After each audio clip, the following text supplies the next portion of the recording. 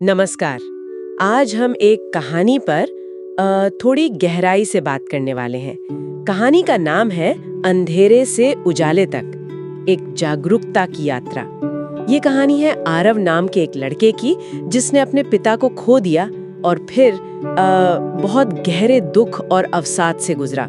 पर फिर उसने उम्मीद की राह पकड़ी।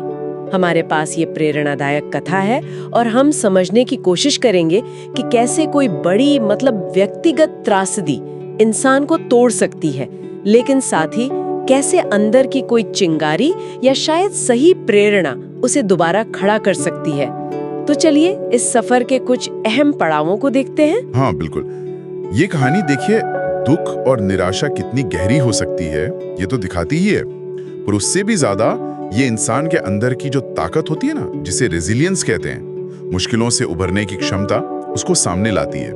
और अक्सर बदलाव की शुरुआत किसी बहुत छोटे, बिल्कुल अनएक्सपेक्टेड पल से होती है। इस कहानी में यह साफ दिखता है। हाँ, कहानी शुरू होती है आरव से।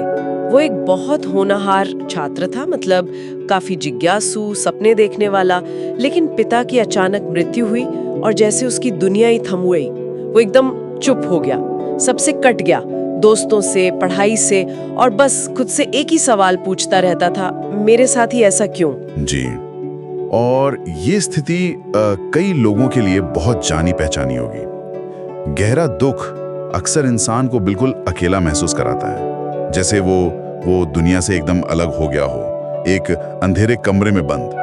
और यहाँ दिलचस्प बात यह है कि कभी-कभी बाहरी मदद ना मिलने पर भी अंदर ही अंदर ताकत खोजने की प्रक्रिया शुरू हो सकती है, भले ही शुरू में पता ना चले। और फिर जैसा आपने कहा, एक मोड़ आता है कहानी में। एक तूफानी रात थी, उसे नींद नहीं आ रही थी और उसे अपने पिता की एक पुरानी डायरी मिली।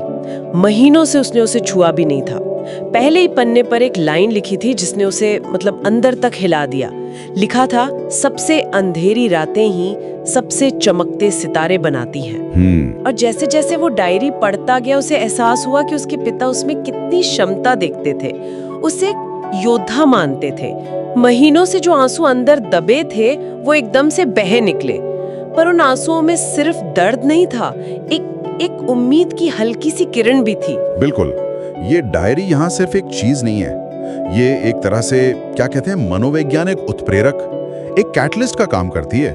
पिता के शब्द, उनका विश्वास, वो आरव के अंदर जो अपनी कीमत की भावना दब गई थी ना, उसे फिर से जगा देते हैं। ये दिखाता है कि कैसे अपनों की यादें, उनका भरोसा मुश्किल वक्त में हमें अंदर से सहारा दे सकता है, एक नई सोच दे सकता है। सही कहा। और इसके बाद कहानी फोकस करती है आरव के छोटे छोटे कदमों पर।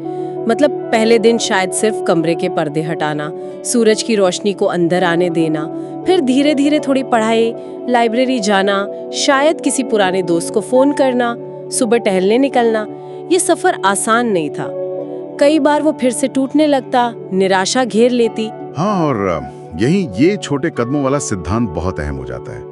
जिंदगी में बड़े बदलाव अक्सर इन्हीं छोटे लगातार किए गए कोशिशों से आते हैं। और जब कोई मकसद मिल जाता है, चाहे वो अपने लिए हो या किसी की याद में, तो वो एक दिशा देता है ना। हर छोटा कदम, जैसे पर्दा हटाना या टहलने जाना, वो उस अंधेरे से बाहर निकलने की तरफ एक छोटी सी जीत थी। ये दिखाता है कि शुरुआत करने के लिए कोई बहुत बड़े वादे नहीं चाहिए, बस छोटे छोटे इरादे काफी हैं। बिल्कुल।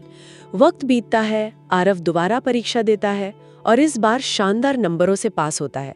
वो कॉलेज जाता है, नए दोस्त बनाता है और सबसे जरूरी बात, उसे अपनी जिंदगी वापस मिलती है। अब वो अपनी कहानी दूसरों को सुनाता है, खासकर उन छात्रों को जो अकेला या निराश महसूस करते हैं। उसका संदेश बहुत सीधा और सरल है।